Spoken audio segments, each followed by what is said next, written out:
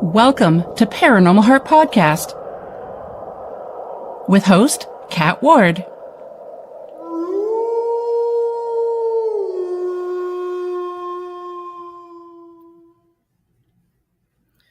Welcome, my haunted hearts, to Paranormal Heart Podcast, paranormal talk with heart and soul. Tonight's segment is streaming live on United Public Radio Network, 107.7 New Orleans, 105.3 the Gulf Coast, YouTube, and any place you find your favorite podcast. I'm your host, Kat Ward. Thanks so much for hanging out with me. First, I just want to mention, if you're looking for a great podcast, join my friends Justin Cancelleri and Eric Skerback on Paratruth Reborn. Explore the mysteries beyond the veil every Tuesday night at 10 p.m. on UPRN, YouTube, and wherever you listen to podcasts. So, folks, tonight we welcome back the legendary Ron Morehead, researcher, adventurer, and the man behind the iconic Sierra Sounds. His lifelong journey began with the search for a biological creature, but over the years has expanded into the mysterious and the ethereal. I always have a hard time with that word. From physical evidence to high strangeness and consciousness, Ron's perspective bridges both worlds. So join me as we explore his remarkable evolution on understanding the Bigfoot phenomena. So welcome back, sir. Thank you, Kat. Good to be here. Yeah. By the way, if you just put an E in front of cereal, you got it. Okay. Cereal. Yes, yeah. Never thought of that. Hey, that's clever. That's how I remembered it. Yeah.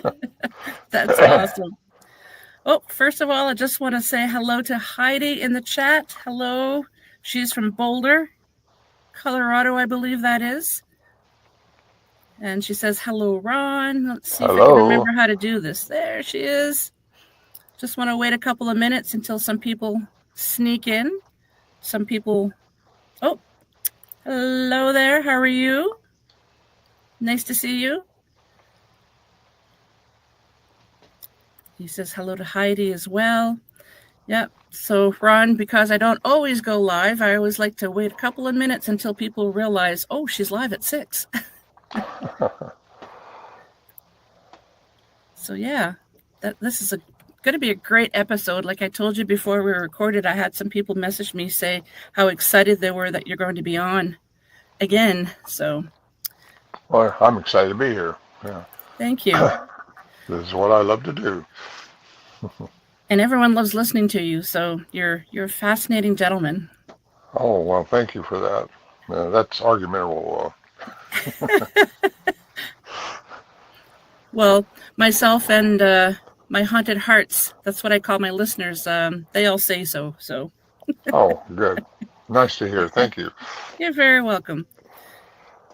Okay, so as people trickle in, I'll highlight some of the questions that they have, if they have any, and or comments. So let's just jump into it if you're ready. I'm ready. I'm ready. So when you captured the Sierra Sounds, what aspect of the vocalizations most challenged your scientific understanding? All of them. Oh. They were very interactive with each other, and of course when they started out at the beginning, they were very aggressive sounding, so that kind of got our attention a little more, because you didn't know what their intentions were. Something new for all of us, So anyway, but they kind of calmed down to where they were kind of chattering amongst themselves, and that's where we got a lot of recordings. Time after we went up there several times, we started recording more and more. And it wasn't until Alan Berry went up there, who was an investigative reporter, who ended up capturing the ones with his recorder that he sent off and had them analyzed by the University of Wyoming, and to show that they were legitimate. There was no playing in it, where there were real sounds, and they were exceeding. Actually, they found out through a year-long study at the University of Wyoming that they were beyond the human range. A lot of them were outside the human range, let's put it that way. So what captured my attention the most was the thought of them. What could they be? Yeah. What could they be? They're huge. Whatever, their voice is huge, and the tracks we saw they represented something very, very big. So you just don't know. And you're wondering all the time. wondering. You must have been excited like a kid in a candy shop. I was. I was 29 when this started for me in 1971, and it was just, it was very exciting because I'm kind of adventurous anyway, always have been at heart, and so I just kind of got enthralled with it and got really excited to be up there, and when these things would come around, I may not show it, but I was excited. Yeah, the adventurous side of you, because I think, if memory serves, you were a pilot and I think scuba diver? All those, that Yeah. pilot, scuba diver, I had a ranch with horses, had 14 horses, an Arabian stallion, and quite well. If I wanted to do it, I just did it, and Nice. I didn't want to be these old guys. So I wish I'd done that when I was younger.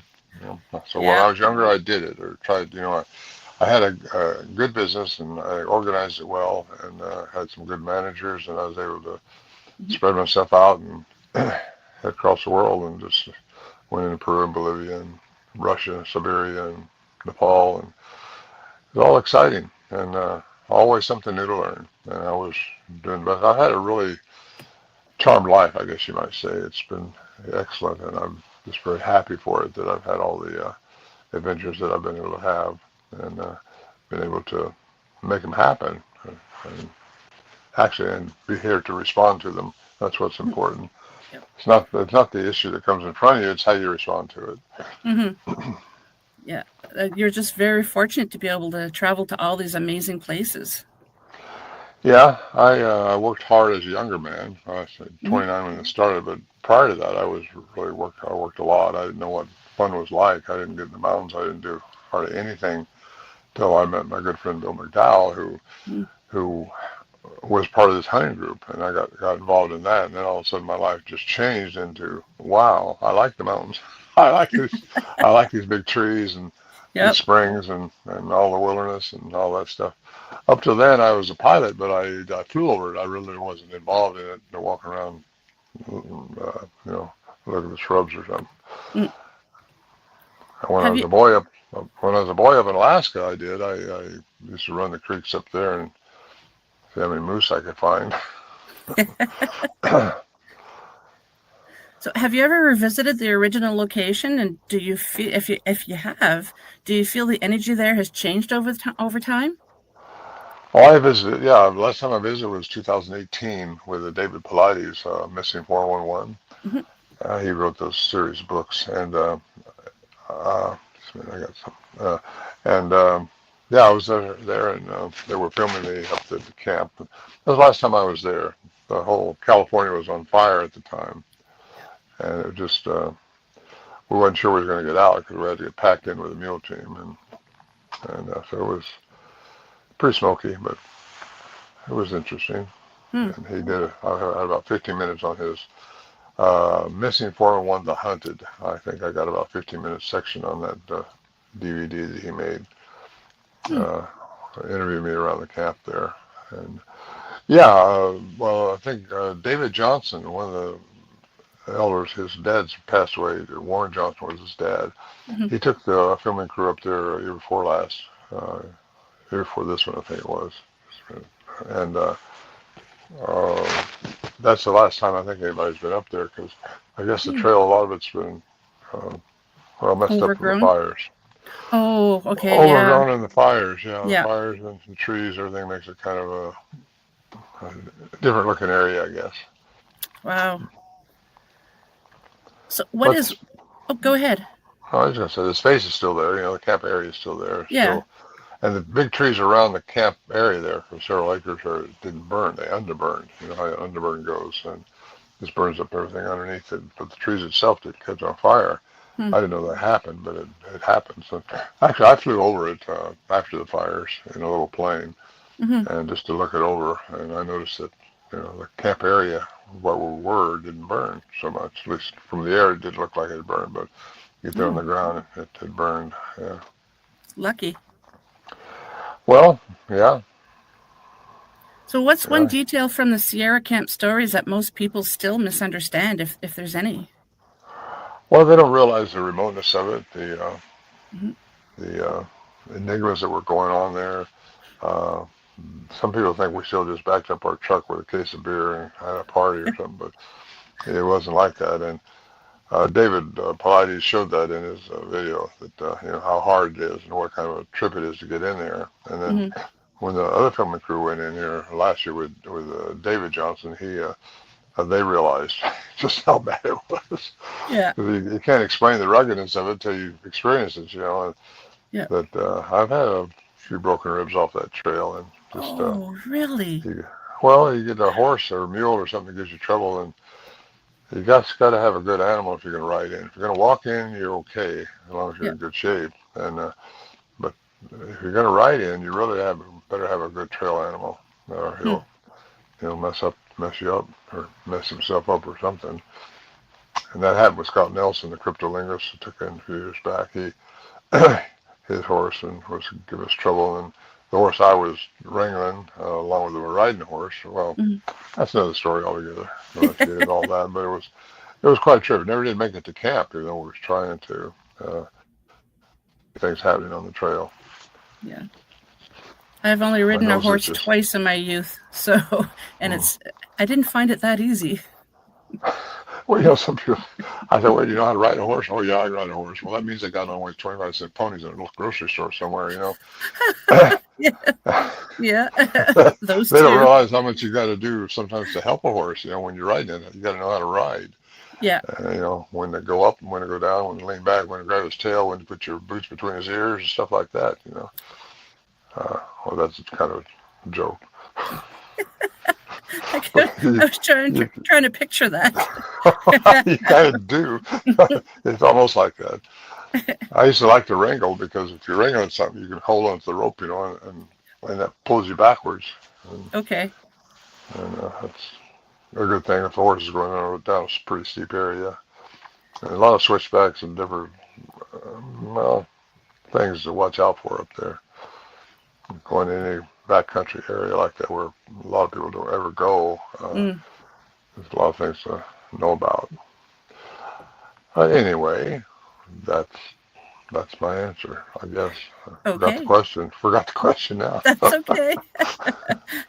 If there was any details from the camp that most people still misunderstand, was the question. But well, I don't know. Some people don't realize. They think it's an actual cabin that was up there. It was just a group of trees that grew in a circle with cables wrapped around them, and then deadfall leaned up against it. That's what the shelter was. And then two trees was kind of wedged, like a V shape.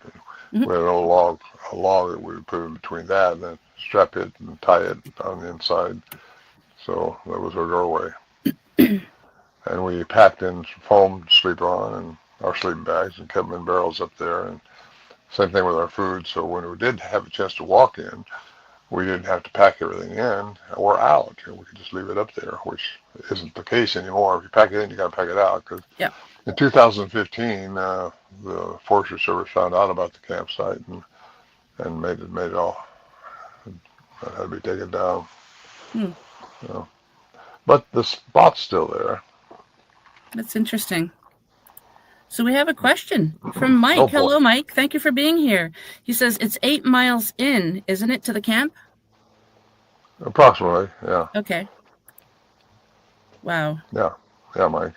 8 miles. Of course, it's counting. I think Warren came up with that number, and then everybody kind of agreed with it, because it's a long trip in.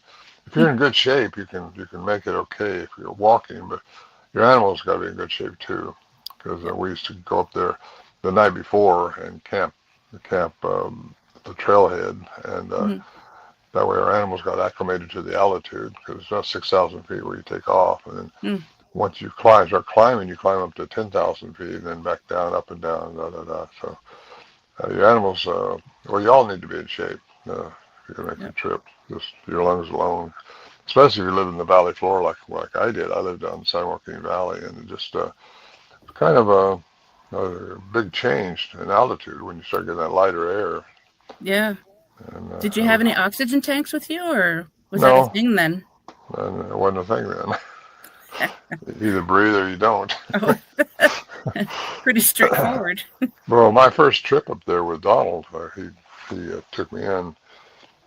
He's the one that got scared off and wouldn't go back by himself. That's how I got involved, really, because I knew them all. But it was quite strenuous, really. I was in good shape. I mean, I worked out all the time. I used to teach martial arts and stuff like that. And I was always just doing something, skiing. Wintertime I'd snow ski, summertime I'd water ski. I just always active. And I thought I was in really good shape. So he took me up there. And I realized, when you walk from 6,000 feet up to 10,000 feet and in and out and back and up and down, and the air makes a difference. And I went into Colorado one time on an adventure with some guys. They took me up to 10,000 feet. And we had little oxygen bottles, that you could take with you and just take a swig off those. That's what you should do if you're new to it, especially because that makes a difference. You can get some good air once in a while. How did the horses fare? Well, it depends on how good they were, which horses you had, and what kind of shape they were in.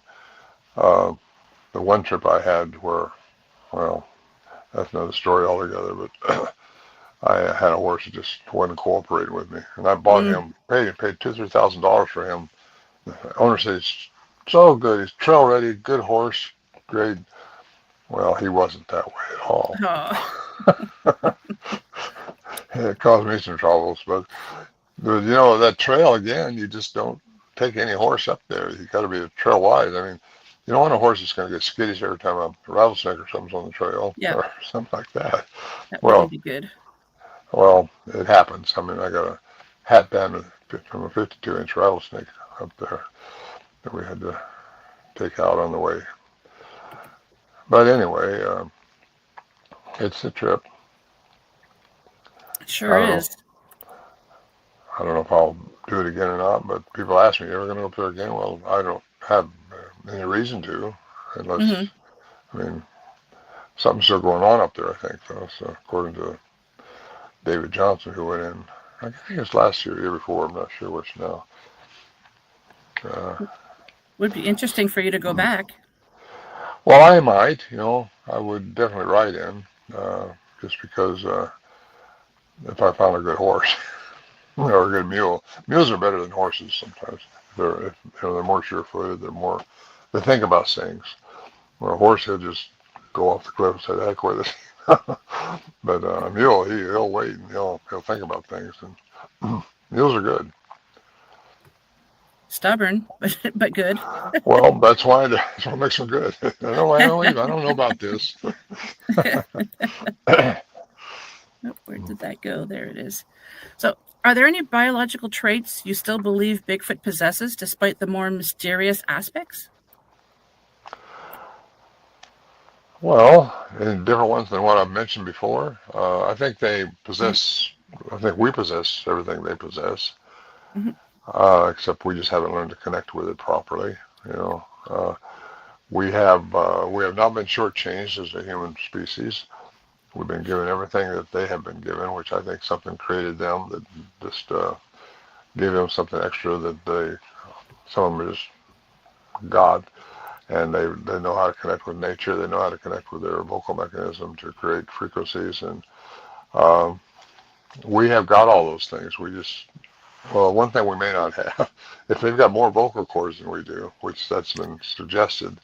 It was suggested to me one time they have 7 different vocal cords. We have 2, and that means that could mean a lot right there. Of course, I hypothesize that possibly they have a ability within their vocal mechanism to create a frequency that would change their matter into energy back and forth, and that's basically what we know as cloaking or disappearing or something.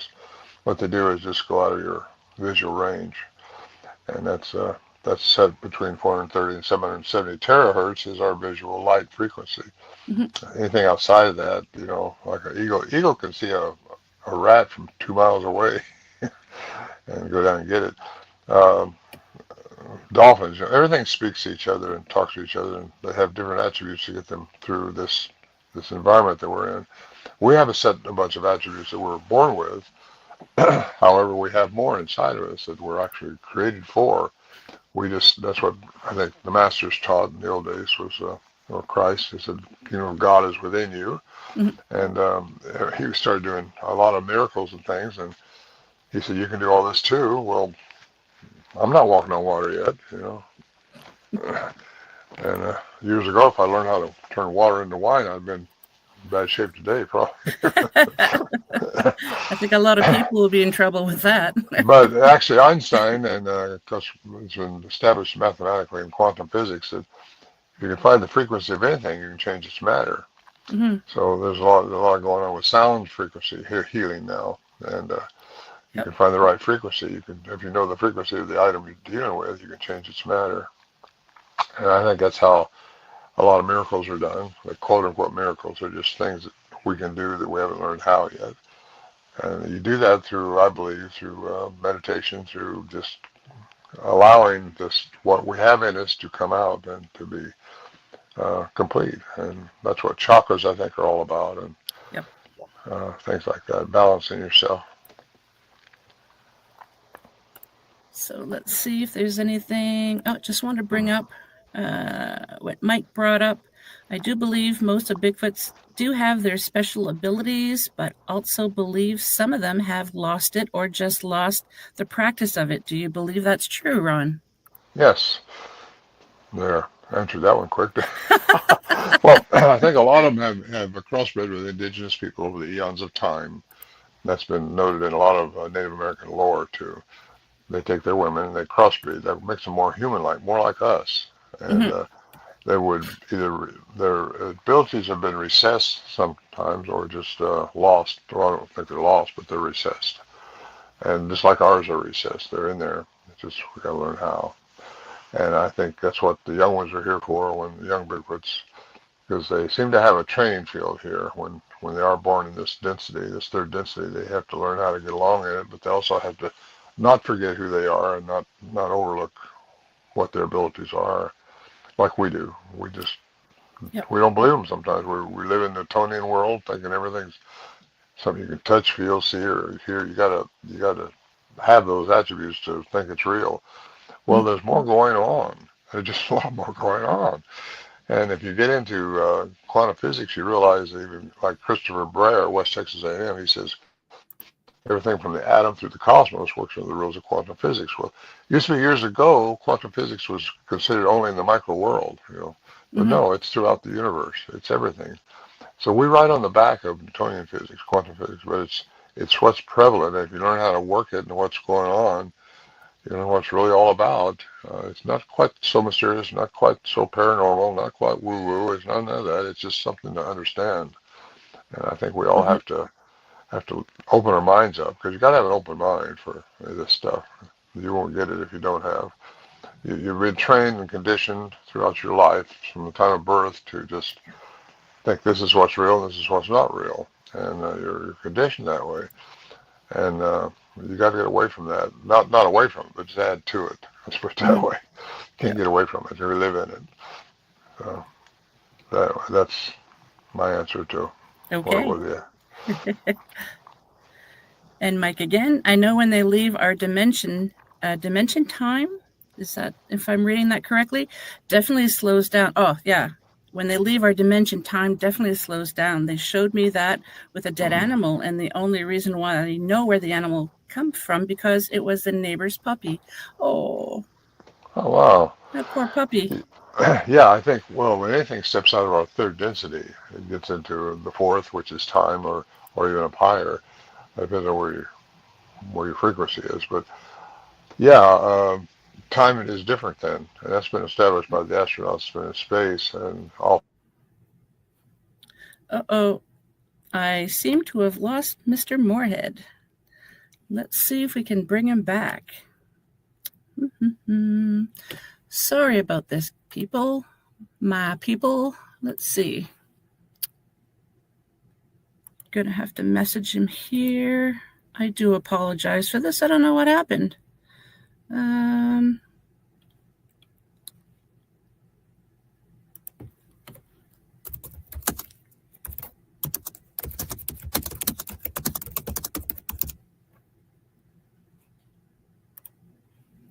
Okay, so I just messaged him. Hope that he can get back on. Yeah, oh no, Heidi, I know. Just when it's getting good. Let's see. Nothing on my end. Nope, I don't think. I just want to make sure that it's not me. But oh, there he is, I think. Oh, I apologize for the technical difficulties, everyone. Remove, add.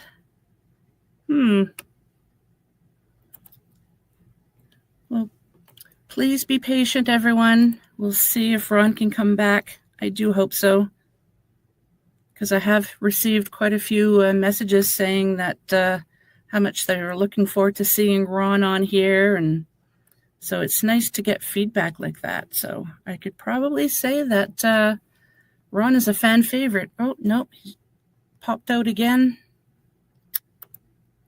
Oh, jeepers.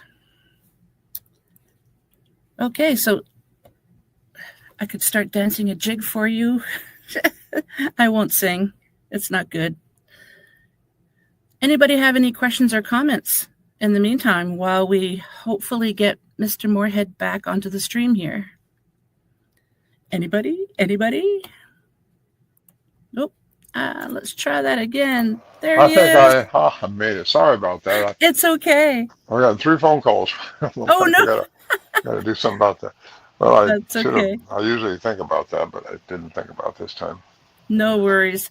There's always technical difficulties with podcasting. Well, that's not technical. That's just not being alert on my side here. Oh, no worries. You made it back. I did. Where were we? So do you believe Bigfoot interact with humans' consciousness intentionally? Yes. Okay, now, more to that. If they got the right frequency going on, these things are able to reach the frequency and mentally talk to them. And that's called mind speak, I guess they call it. I've never had that happen to me that I know of. That's because I'm so analytical. I got to figure out what made that come into my head? What made me think of that? And I never even considered that back in those days.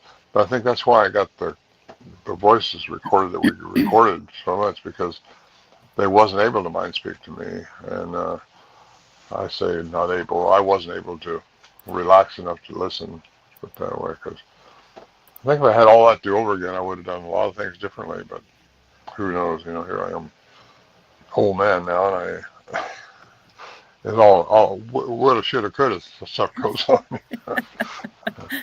But yeah, mind speak was just basically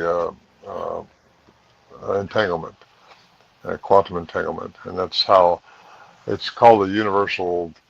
We're all part of a universal consciousness, and you see birds, flocking up in the sky all together, moving all at once, and same way the fish in the ocean, spooling together, and they're not talking to each other, and we have this ability to actually, if we just would turn loose and let it happen, we can mentally connect with other people. Mm-hmm.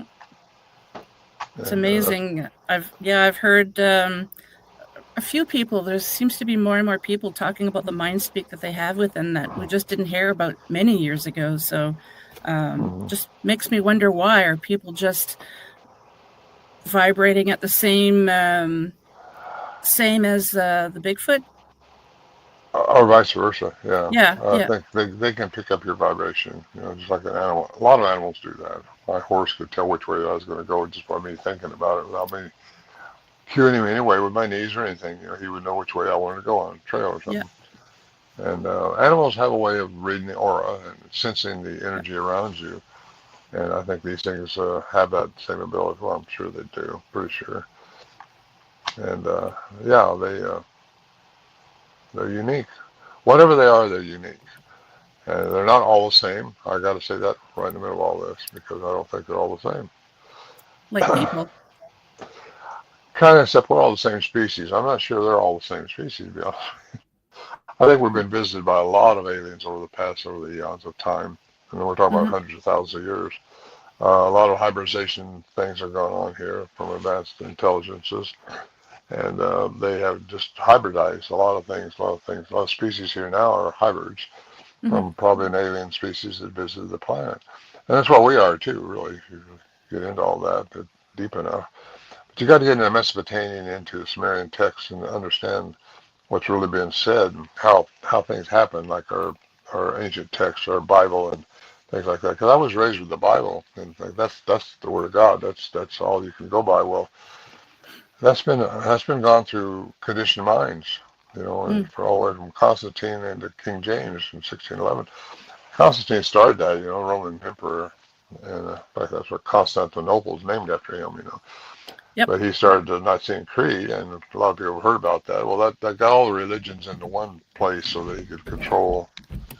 And so anyway, I forget where I was going with that. But like I said, I just ramble on, so that's okay. Interrupt me.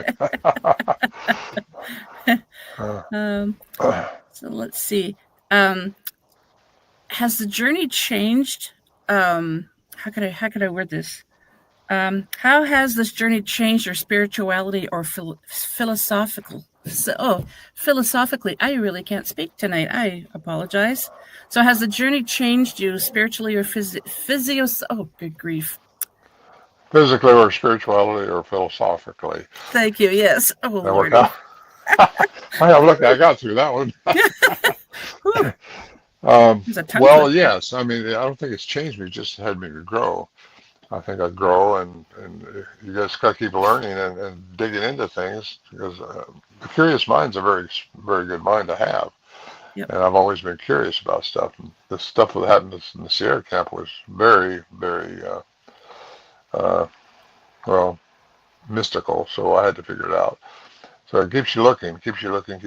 So being raised spiritually, being raised religiously, I knew scriptures quite well. I knew the first thing I started doing when I ran into this stuff was I looked in the Bible where giants come from. Mm-hmm. Well, you get into the fallen angels and the Nephilim and all that stuff, and is that true? Well, wow, there's all kinds of stories about giants all over the world. All kinds of cultures have stories about giants, but when you get into how some of those ancient texts was manipulated and changed for control over the popular, you find out that there's a lot of differences when you get into cuneiform text, which is the cuneiform, however you want to pronounce it. That's Siberian. Gosh, I didn't have enough lunch. That's what's wrong. Or enough coffee. Or too much, maybe. That's it. Talking too fast. No, the Anunnaki. A lot of people have heard that. Oh, yeah. It gets in the cuneiform text was given to the Sumerians. Sumerians wrote it down for all this known written language known to us, and it goes way back to 3450 BCE. And you get into that, and you see how a lot of the words and the texts were, because they just got translated in the 1800s, by the way. But you can still see how it's been changed, because just about all the languages, written languages, have a core from that, including Hebrew. And when you get into how all that has been gone over the eons of time, hundreds and maybe 1,000 years, you realize how much has been going on. And all things that were mentioned in the first 5-6 chapters of Genesis took several 100,000 years, according to cuneiform text. But it falls in identically to, when you get into Enyo and Enoch, not Enoch, Enki, you get into those two brothers, half-brothers, and it mirrors a lot of things that were been said in Genesis. Mm-hmm. And you get into the deluge, the flood. Just about all cultures all over the world have records of that. Yep. I just encourage anybody to start delving into it. If you have an interest in it, if you delve into it, you'll find out all this stuff, and it's really, really, really a lot of interesting stuff and entertaining stories. I can't get into something if I'm not entertained by it or understand something about it. I can't read novels and things like that where Aunt Mary messed with Uncle Joe or something like that. She just can't. It doesn't interest me unless it's got some substance to it. Yeah. I like stuff with substance. So globally, there are similarities. So, like you got Sasquatch, Yeti, Yowie, and so many other different names in North America. Are these creatures all the same creature, do you think? And then just because they're different parts of the world, they have a few little differences? Well, there's yes and no on that one. I don't think they're all from the same genome, from the same maker, let's put it that way. Like I said, I think several types of advanced entities have visited this planet, and they've done things to different species on this planet. Bigfoot being one of them, us being another one. If you want to get into the Anunnaki story, they supposedly created us. I think he had a passion for humans. That's what made us so good, right? Mm-hmm. But then you got Enlil, who was the warring species. They fought a lot, like the two brothers in the Bible, and just you got to look into it. It's so fun. Yeah. But anyway, that's what made us what we are. But then our telomeres, which determine we're going to live so long, up to 120 years supposedly, Yep. were cut off and done with. However, man used to live a lot longer, and that's pretty much recorded. And I think because the density was a lot different on this planet prior to the deluge too. A lot of animals were bigger, men were probably bigger, everything was bigger. But I think that's got something to do with the density of the air. I think it all changed when the terraforming took place. And that was probably 12, 13,000 years ago. But as far as them all being the same, in my opinion, they're not. But they could have a common denominator way back somewhere. Mm-hmm. But like the ones in Nepal, up in the Himalayas, they're shorter. They're about 6 foot and 5.5, 6 foot, but they're really robust. And yet their mitochondrial shows they got human in them. So just about all these things, when you get a quality DNA out of them, which isn't done very much because most geneticists won't touch the subject, but it shows the mitochondria, which is the maternal side, is a lot human. There's a human component like we have. So most geneticists or scientists will say, well, it's been contaminated. Well, that's not necessarily true. Perhaps it was, but I'm not sure. No, I don't think so. Yeah. Not all of it. I think probably there's a human component in them, just like there's a human component in what we were dealing with up there in the Sierras. Mm-hmm. And I've established that, I think, from a professional standpoint. You get Dr. Curlin, professor of electrical engineering at the University of Wyoming, who established their vocal mechanism was different than ours, superior. They could make the sounds that were inside, outside, below, and above what we can do as humans, the average human. He was analyzed that one that he thought, compared to human, was over 8 foot tall. Well, that's from our sounds. Then you got Scott Nelson, cryptolinguist, 2-time graduate of the Foreign Language Institute in Monterey, California, for the military. Had a career in the military as a cryptolinguist, listening to unknown languages or unknown just codes to see if there's anything going on for the military. And then he retired, went into school teaching, foreign languages, Russian, Persian, and all that stuff. But anyway, he's a cryptolinguist that got a hold of these by accident, and he said there is a language within the sounds that you guys recorded. So you put that together with Dr. Curlin saying, well, it represents something over 8 foot tall, and then you got Scott Nelson, professional cryptolinguist, saying they have a language. Well, language is very, very important, which we didn't know at the time just how important it was, but if you think about it, you got Dr. Lieberman, Brown University, Philip Lieberman. He says only humans have that ability to speak like we're speaking now. Only humans. You put those 3 dots together, it kind of gives you a picture of something that has to have a human component. Unless you want to argue with the professionals, because I don't argue it. I just say that's the facts. Just the facts. It's just facts. Just facts. Well, it's interesting what you mentioned earlier. I never even thought of the vocal cords, where you mentioned that they have more vocal cords than we do. I never even thought of that before.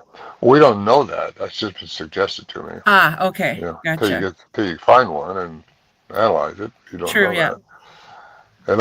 Unless somebody somewhere can tell from the tapes that we have. Of course, like the whistles that we have recorded. And we didn't record an infrasound or ultrasound. We didn't we had a little cassette recorder. That's all we used up there. Hmm.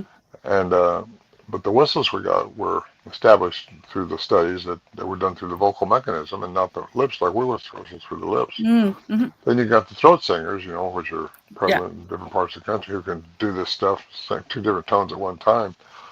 You got to wonder just what their abilities are. Mm. And like I mentioned earlier, I hypothesize that maybe, just maybe, they can create a frequency with their sound mechanism that would allow them to go out of our visual perception.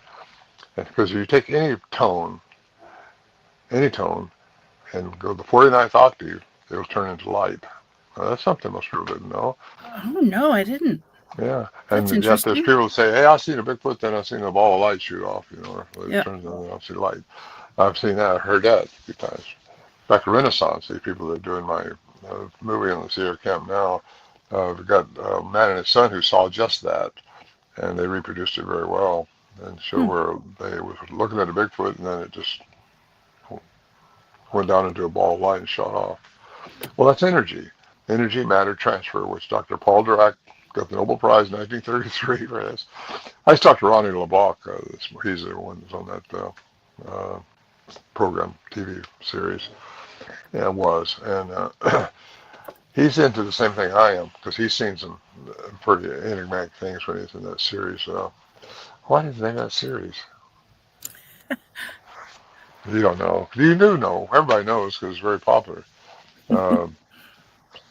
Anyway, doesn't matter now, I guess. But energy matter transfer, 1933, Paul Dirac, Nobel Prize for antimatter. Antimatter is the direct exchange between matter and energy. If you find the frequency of anything, according to Einstein, according to quantum physics, you find the frequency of anything, you can change its matter.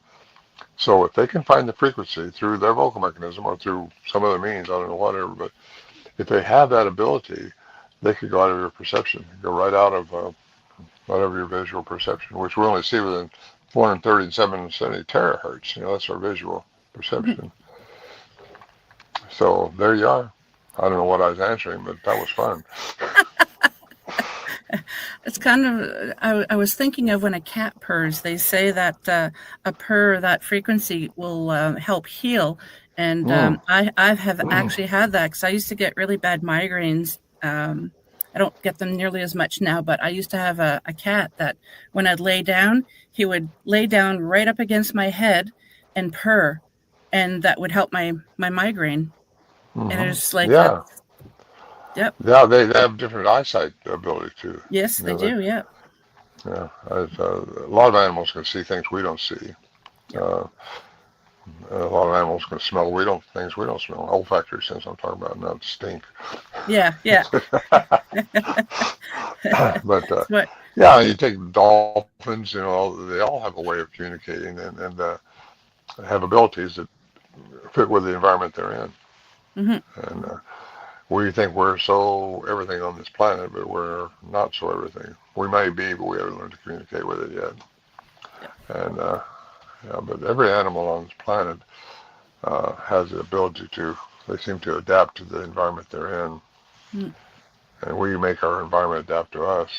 And that's, I never said that before. That was kind of interesting. Oh, yeah, you just we coined build houses. Yeah, I just coined it. You just coined a new phrase. Well, we get cars so we can get somewhere. We get airplanes so we can get somewhere. We make things so they happen for what we want. Or anyway. Getting back to the frequency thing, I'm also thinking of I've read a few things where pregnant women would be swimming with dolphins, and if they were having any morning sickness or anything like that, the dolphins just apparently have that frequency to be able to help with that sick feeling. So it's just amazing what animals can do. It is. Joan Ocean, lives in Hawaii. I've been out swimming with her before, and this lady I was with at the time was also swimming, and she had 3 dolphins just following her around, and all of us got back on the boat because we was through, and she stayed out there for a while, and we was watching a tiger shark over here off the side of the boat. Oh. And she thinks the dolphins were protecting her from that because the tiger sharks are hunters, they will hunt you. So that was kind of interesting. And Joan Ocean has written books too. She's a doctor, very very nice person. Her and her husband Jean Luc. That sounds like a Star Trek something. Anyway, uh, good people. They live on a place in Hawaii, and we stayed with them over there. But it's Nice. interesting how animals, yeah, dolphins especially, they're very smart. Octopus are very smart. Yes. They will change colors right in front of your eyes, just like a cuttlefish or like a squid. I've dove among the squid before, and those things are spooky. I didn't realize how spooky they were when I was Oh, diving with really? them. Yeah. Well, at night they come up closer to the surface. I was down in Loretto scuba diving, and we was seeing all these little boats out there at night with lanterns in them. They were catching squid. They would they had these lures that would hold them up their little lantern, and they would glow fluorescent. And they'd throw them in the water. You could Hmm. not catch a squid. They would hit them every time. And so we thought, well, we ought to check this out. So we bought a lure and got down the coast about 20 miles. And because there's not just 100 squids though, there's millions of squids. Those Humboldt squids, they're huge. Wow. And they when you do catch them, pull them up to your little boat, they will throw this black stuff all over you, just like an octopus does, and they change colors right in front of your eyes. Really interesting. And then we found out as we caught one or two that my gosh, these aren't little suction cups, they're little teeth. Oh. The little teeth on their tentacles there. And anyway, You think they're just harmless little suction cups, but well, like the octopus, but they're not like that. yeah. Anyway, Oh, it's huh. interesting. They change colors also. Yeah, but it's interesting how nature adapts to, or animals that's in nature adapt to nature, except for Mhm. us. Yeah. Well, we're Yep. adapting, I guess, in a way. Oh, kind of force nature to adapt to us too, like you mentioned earlier. Yeah. Yeah. So, do you think there's a new direction that Bigfoot research needs to move towards in the next decade or so? Yeah, I think they should do it now. In fact, I think Yeah. they're already doing it. It's open-mindedness, realizing there's more going on with these things than what meets our through density eyeballs. Um, yeah, just realizing there's more going on than what they see, feel, or touch. It's not just Newtonian physics that's working around us, in us, and through us. It's quantum physics, Mm-hmm. and it's not that hard to understand. You never totally understand it because you're not meant to know the end of the universe. Can Mm-hmm. anybody listening now know how far it is to the end of the universe? If they do, I'd like them to tell me because there's no way you can know that because how can there be something with no end? Mm. What would it be? Or could it be? Anyway, that got me kicked out of the science club one time. Oh no. I said, I want someone to give me an answer. Everything's measurable, predictable, and all that stuff like quantum, like Newtonian physics says, everything's measurable and predictable. Somebody tell me that. Mm. It didn't happen. So that's where quantum physics is. It's unpredictable. It's just not measurable. Mm. Um, it can be instantaneous or not. And where Newtonian physics is, a ball drops, well, everybody knows how that works. You can measure every part of the ball as it's going down to the bottom. But in quantum physics, it could be up here, then it can be at the bottom, or just like that, without nothing in between. It's kind of like our telepathy works. See, there's a part of quantum physics. We all have telepathy. We all have those deja vus. We all have Yep. things happen that we just don't know what's going on. But that's where you don't just get stumped and say, well, that's I'm dreaming or something. No, that's No. when you really just need to look into it deeper. There's no such thing as paranormal or woo-woo or nothing like it. It's all works under the rules of quantum physics. And if you just look into it, it's not a mystical. It's just unknowing. Once you know more, because you die for the fear, for the lack of knowledge, you die. And we need always, like I say, when you're green, you grow, and you're ripe, you rot. So you just want to stay green and keep growing and keep learning. And like I say, take things with substance and not novels or these soap opera things. If you can't say something nice about something, don't say nothing at all. That's what my grandfather always said. Yeah, I got that when I was a little kid down at Disneyland, I think it was. I went to that Big Bear something down there, and these moose up on the wall said, "If you say something good, don't say nothing at all." Well, that's true. And really, if you realize that your words are vibrational frequencies, and your words are so important, so you want to say what you want, not what you don't want. Don't get them say, "Oh, I feel horrible today." No matter what you really do feel like inside, don't say that, because that just adds to the energy that's going to be created. Because our words are energy. They're powerful. And I think we got to learn to say things that you want. And that's why you don't talk negative about anybody unless you want them to be that way, because that's what's going to happen. You don't say those things, because if it doesn't do somebody good, don't say it. That's my philosophy anyway. Yep, like you said, if you're getting up in the morning and you say, "I don't feel good," just sometimes what I like to say is, "This is going to be a great day." Exactly. I did that I do that every morning. I try to, if I remember, Yeah. if I'm not feeling bad. No, it's important to say those things, because I don't get sick. I haven't been sick in ages. Just because I say I'm healthy, wealthy. Yep. I'm healthy and wealthy. And I'm typed after the universe, because it's like I tell people, well, my son is typed after me. I mean, he's my son. He's part me. Well, we are part divine creation, and we don't know what that is. We call it God. Call it whatever you want to, but it's the divine, the master creator. And I think that was working through the ninth dimensional Anunnaki, really. And that's what we're designed to go to, is the ninth dimension, I believe. And there are other dimensions. I think most aliens are in the fifth and sixth dimension, unless they're going through the dimension of time, which is the fourth, I believe. And this is all all this is my thoughts. Don't anybody take my word for anything out here. Just open the book and start reading, and you find that a lot of stuff starts making more sense than you ever thought it would. And the cuneiform texts, which are now, there's thousands of them, from the Sumerians. That's the eye opener right there, I think. But don't take away from who, because people think God is somebody floating up in the sky or something that's going to count every hair on your head and all that stuff. Well, that's not necessarily who we're typed after. We're typed after the divine being who created that. It's just, that's my opinion. And I believe that we're part of that, every human being. And that's because of the way we were created. And because we're all hybrids. And, that's what they tell us. Yeah, well, we are. And Bigfoot is too, but I think they've been here, a lot of them have been here longer than we have, longer than Homo sapiens. Yep. And, I agree. Some have been here all this time and have advanced, and also a lot of them are crossbred with indigenous people, I believe. So that's what I think the Patterson film was, is a hybrid, really diluted down from crossbreeding.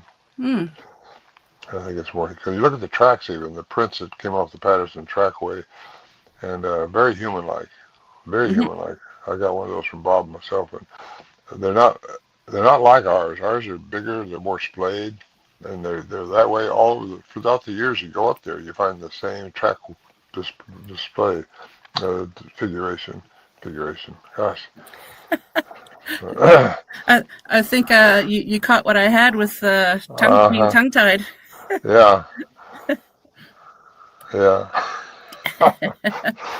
So anyway. Well, I have one more question for you. Oh boy. And then it's the end already. Oh wow, yeah. If you had a message for new researchers entering the field, what would it be? All right, I like that question. Who asked that question? I just did. Oh, okay. Okay. Are you a new researcher? Know who you are as a human, made very unique. Know what kind of opportunity you have to be here on this planet, to experience things, and just learn how to respond to experiences with a positive attitude, with love and compassion. Don't get mad at anything, because nothing to be mad about. If you experience this because you had to learn something, and so learn something from it. No such thing as losing. and you learn something from every experience you got, and learn what good comes out of it, because good comes out of everything if you look for it. You find what you look for. So look for the good in people, and have that vibration going on when you go into the woods. Because when you go in the woods, if you really want an experience, just be who you are and keep your frequency the right way in a positive manner, and go in with respect, and don't try to trick anybody. Don't try to. I got a whole group of things that I talk about as far as what worked for us up there at the time, and that was like I say 50 years ago. So, but it still works. I have people experience using these techniques. A lot of it is look for the sound of silence. Don't be afraid. That's the hard one right there. Don't have fear, because that's easier said than done. If It something is, yeah. 10, 12 foot tall comes out and screams at you, you're probably going to want to shoot at it or something if you got a gun. Yep. That's what I think was happening in Portlock, Alaska, when I was up there with those in that filming thing with the Discovery Channel. It's just I think probably this thing where they were overfishing, over timbering, they were mining it. Everything you don't do to an environment, they were doing. And of course, again, that was the late 1940s, so no one's around you can really talk to, but you see pictures and you hear stories and you read the newspapers that were coming out then, and you realize that I think that's what was going on. So anyway, be who you are, be happy, and grow, and do your homework. Homework, yes. And I have 3 books out. Oh, yes, please mention the books. The film's coming out, Voices in the Wilderness. That'll be out after the first of the year. And I got a audiobook coming out in another week or so. It should be on my site with ronmorehead.com. And what else I got going? I'll be speaking at the Quinault this weekend, 22nd, I think it is, of this is November. Yeah, November. Yes, November. Yeah. I'm getting my months confused too. So that's what I got going on. This podcast here and there. I had one yesterday. Got this today. Thank you very much, Kat, for doing this, and I appreciate you're very being welcome. on. And if I talk too much, just tell me. And it's like we mentioned before we recorded. Yeah. I usually kind of a quiet guy, but I tell you, when I get on these programs, I really get enthusiastic about this subject matter, because I think the world needs to know more about what's fixing to happen in this world. Things are happening. Exposure's fixing to happen. UFOs are being seen more and more. Aliens are being seen more. Bigfoot is being seen more and more and more. There's not hundreds anymore comes to these. There's thousands of people come to these events now.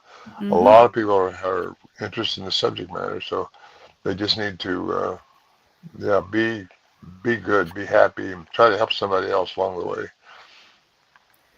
Yeah, I also believe that just because 2 people researching any topic, really, if they have 2 different views, don't get angry and say the other person's full of BS. Listen to each other. Yes, that's exactly right. I'm glad you said that. Yeah, that's a very good thing to say. Never down somebody else for having their opinion. No. And don't try to tell somebody else what to do. Yep. You can suggest it all day long, but don't tell them, because they got to respond to it themselves. Yep. That's part of the challenge we're here as human beings, to grow and learn from experiences. That's how we get out of our third density, by the way. You're going to stay in this third density environment, either this one or another one, some other planet somewhere, until you learn love and compassion. Definitely. That's what we're supposed to be all about. Yeah. Well, thank you so very much, Ron, for being on the show again. I really appreciate you taking the time to chat with me and chat with the audience. Oh, thank you, Kat. I appreciate it. A lot of fun. Thank you. Exciting. Thanks for having me. Anytime. I'm going to take you out of the studio, say my farewells, and if you have a couple of moments, we'll just chit-chat for a couple of minutes. Okay. So a huge thank you to my special guest, Ron Morehead, tonight, and to you, my wonderful audience, for tuning in. I also want to thank UPRN 107.7 New Orleans, 105.3 the Gulf Coast for carrying the show. If you enjoyed tonight's episode, please like, subscribe, share, and comment. It truly does mean the world to me. And if you'd like a little piece of Paranormal Heart to call your own, you can grab some swag like this Paranormal Heart Podcast mug. for those of you watching the video. So you can send me an email at paranormalheart13@gmail.com. Until we meet again, take care of yourselves and each other, sending you all much love.